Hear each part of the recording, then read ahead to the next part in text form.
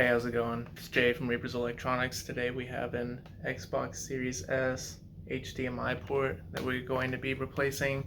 I'm going to show you in full detail the tools you need and the steps it takes in order to replace an HDMI port on an Xbox Series S. So stay tuned. Thanks. Oh yeah, and make sure you like and subscribe.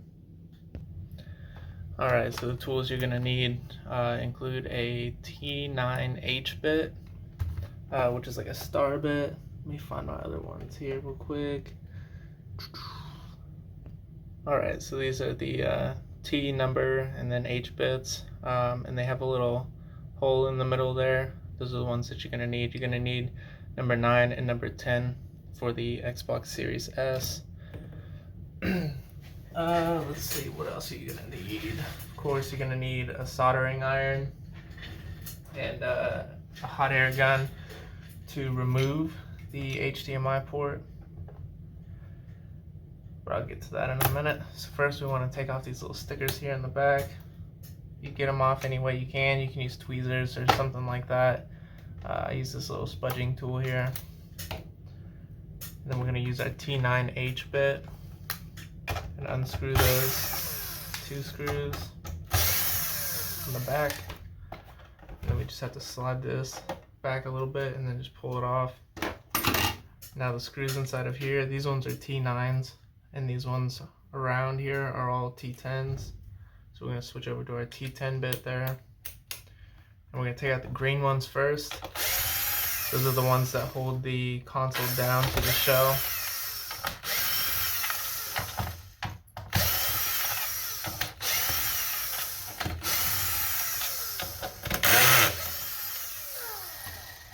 Alright, now that we have those out, the way that I like to do is I like to go ahead and take these screws out as well. These hold the power supply, fan, and the motherboard down.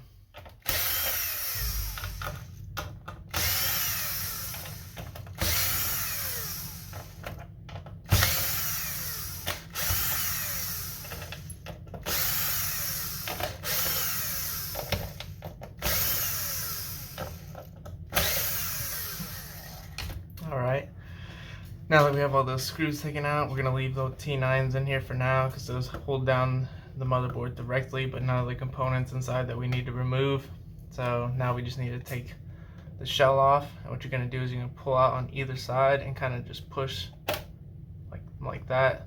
So push up, I guess you could say, in order to get the console to where it's sort of vertical. Then you go ahead and take that out. And now we're going to be taking out the screws here, and that's going to be T9 again, so it's the smaller screws. We're not going to need the T10s or T10 bit anymore for right now until we assemble it back together. And in order to take these off, you just want to slide them out. They're just connected there with that little connector inside. So we're just going to take both of those out. And then there's one more on the side that we need to take the screws out of.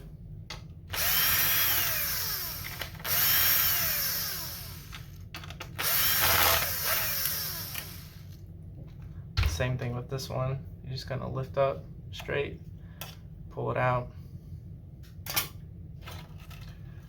Alright, and now that we've already unscrewed all the components inside, they're all going to be loose in there. So we're just going to take this top cover off here, set that to the side, and here's the power supply, here's your fan, and then you got your little heatsink radiator under there. We're going to go ahead and take the power supply out, which literally you just pull up on it.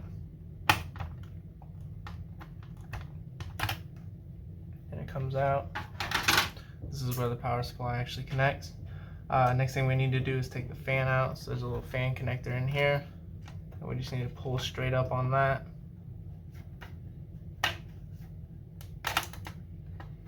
And then we can take the fan off. Alright, now we have access to the motherboard. There's a little clip, like retaining clip right here, that we're going to need to take off. You just pry it apart, pull straight up, comes right out. And now we are able to disconnect the motherboard. So we're going to use a T9 bit again. Disconnect the motherboard from the shell. Alright, and the board should just fall out.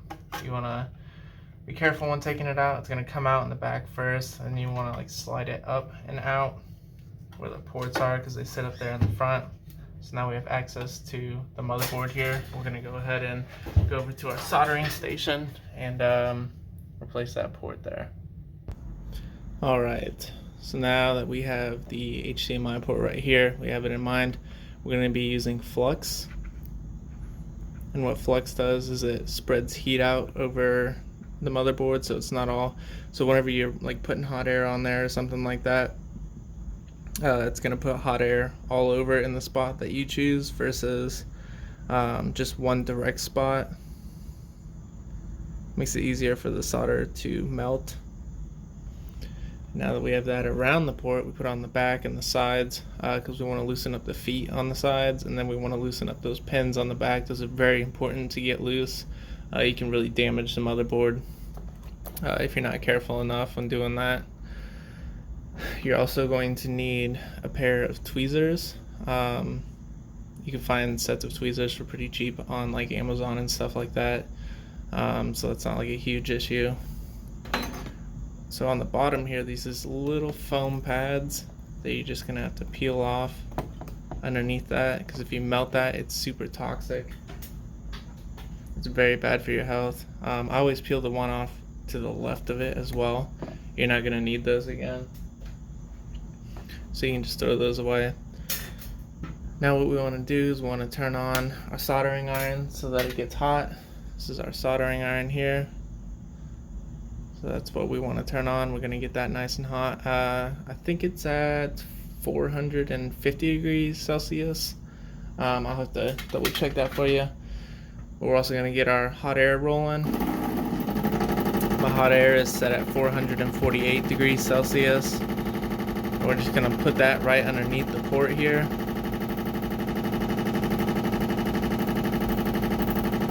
We're just going to start heating that port up.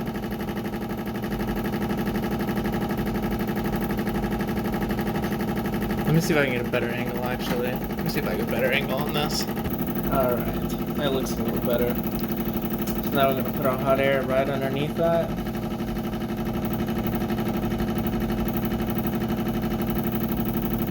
And all that flux that was on the back of it has already melted down. It melts pretty quick on the back and the sides there. So now we're just going to hold our heat underneath here. We should be able to tell the little foot right there, that solder will turn into a liquid, and that's how we know that it's time to move it around a little bit, see if we can take it off.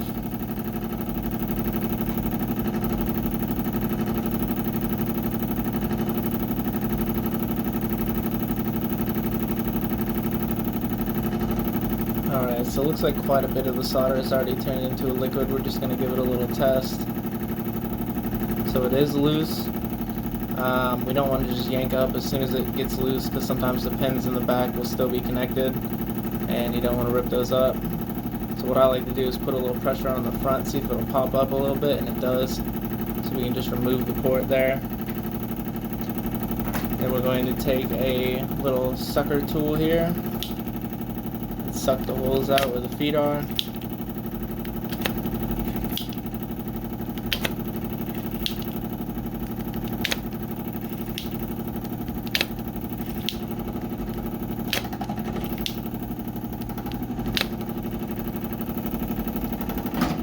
Alright, I'm going to show you a better angle of that. Alright, so those are the little feet holes. Those are the little feet holes here where the HDMI feet sit in. And then you have all those pads on the back, which is where the pins on the back of the HDMI port sit.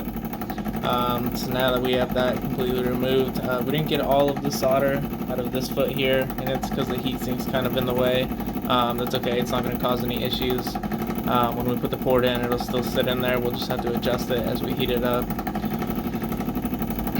So the next thing that we need to do is we're going to wait for this to cool down a little bit. So we can put some flux on those pads, and then we'll put some new solder on there, some leaded solder, that way that the solder melts at a lower temperature. And we're also going to get our port prepped and ready to go. Alright, so we went ahead and put some flux on those pads right there. Now what we're going to do is we're going to take our soldering iron here, and we're going to put a glob of solder on there.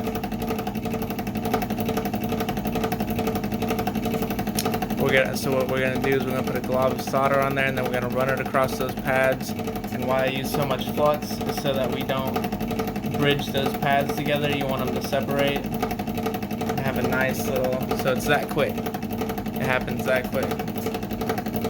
So now they'll have a nice little new footing for those pins on the port itself. Let's see if I can get you a better.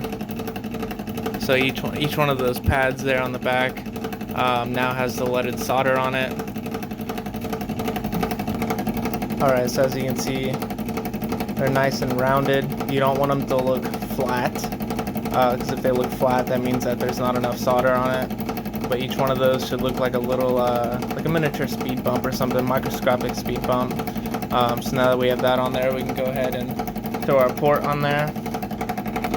Alright, and for the port, you just want to set it down on there. Let's see if I can do this one-handed here.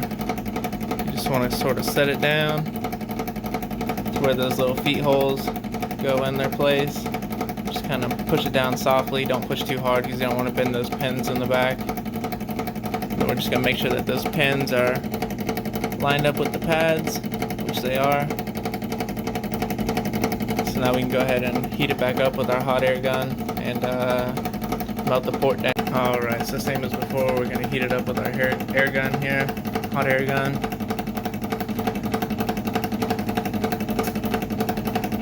And what I'm going to be looking at here on the back is to make sure that that solder turns into a liquid. Once it starts to turn into a liquid, I'll put some pressure on the back of the port, the way that the port sits down on the board.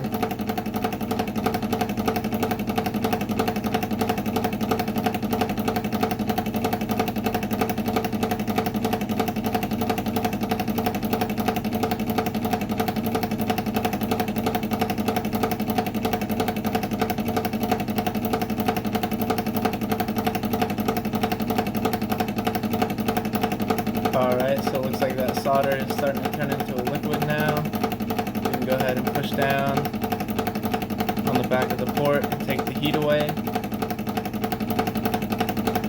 And just let it cool down.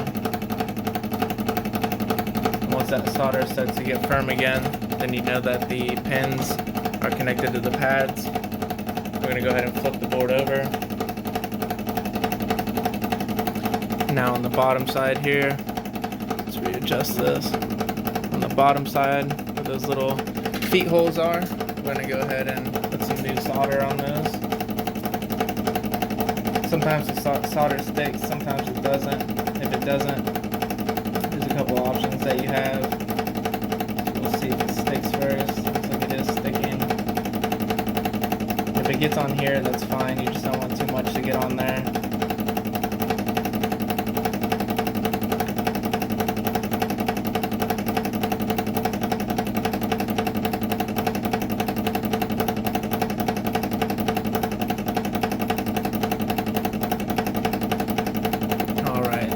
So now we have solder on each one of those feet holes. We're going to go ahead and turn it back over.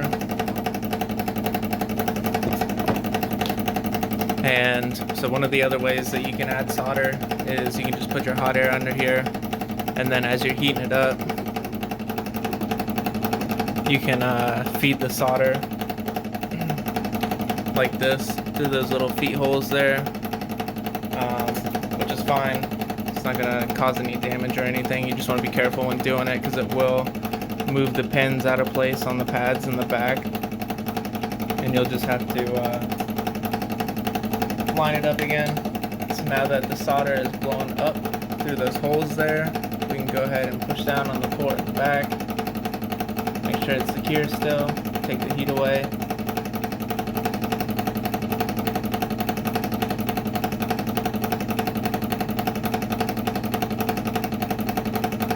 As it all starts to go from a liquid back to a solid, we can let go.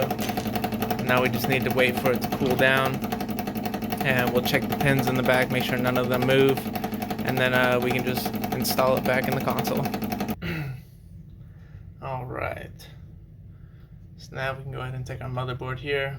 And up front where all of the ports are, we're just going to slide those into these holes down in there.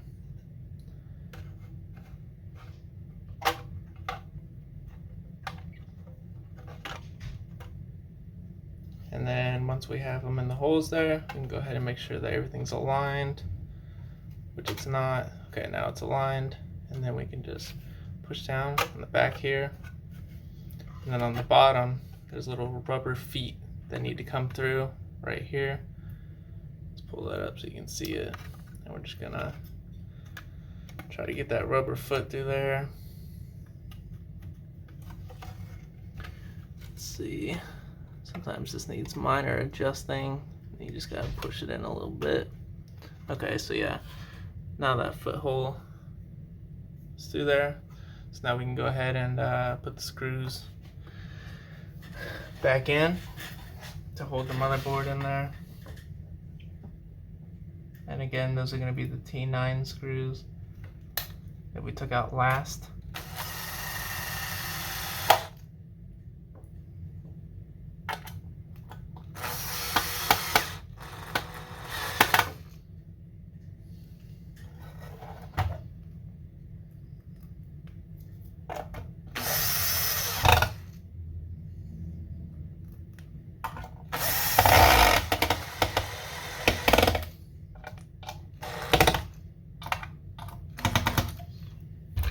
Okay, now that we have those screws in, we can go ahead and put the fan back in.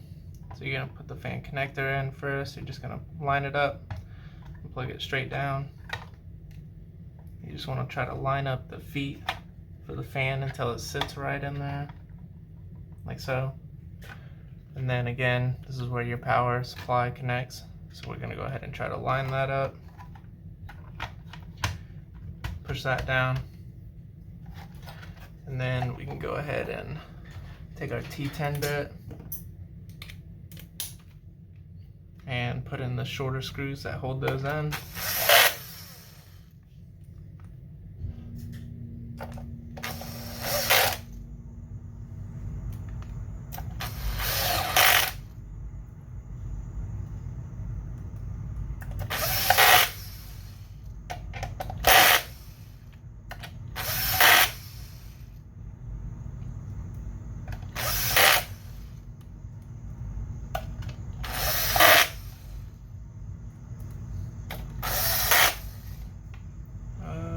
Back here. That's the silver one. Why they use different colors, who knows? It's not of any relevance. I think it's just what they have at the time. Alright, now we need to put the little face plates back in. We're just going to connect those back in with their connectors. So again, they have those connected, the male part right here and the female part in there. We're just going to go ahead and push those in. And switch back over to our T9 bit. Screw those in.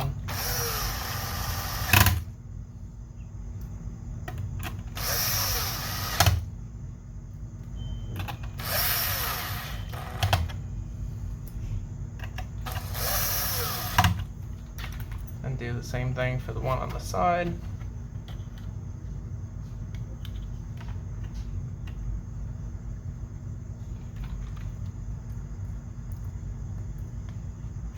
Again, we're just going to screw those in.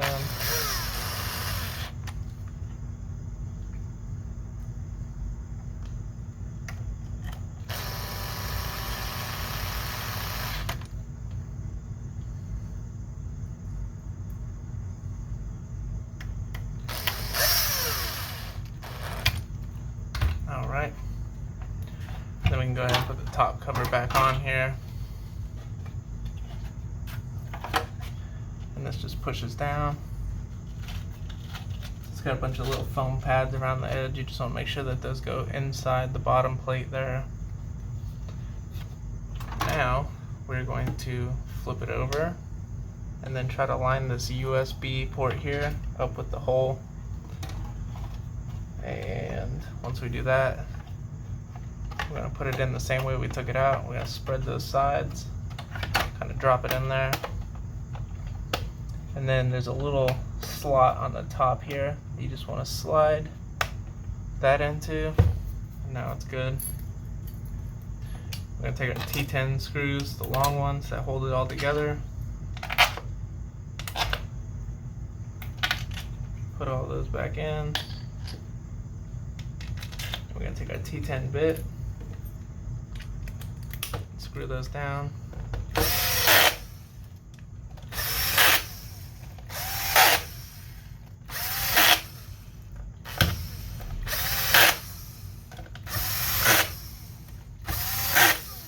Alright, then we're going to take the bottom plate and we're going to put it about a 1/4 inch away from the front to where it sits flat, and then just push it forward. We're going to switch back to our T9 bit again. And we're going to put those screws in.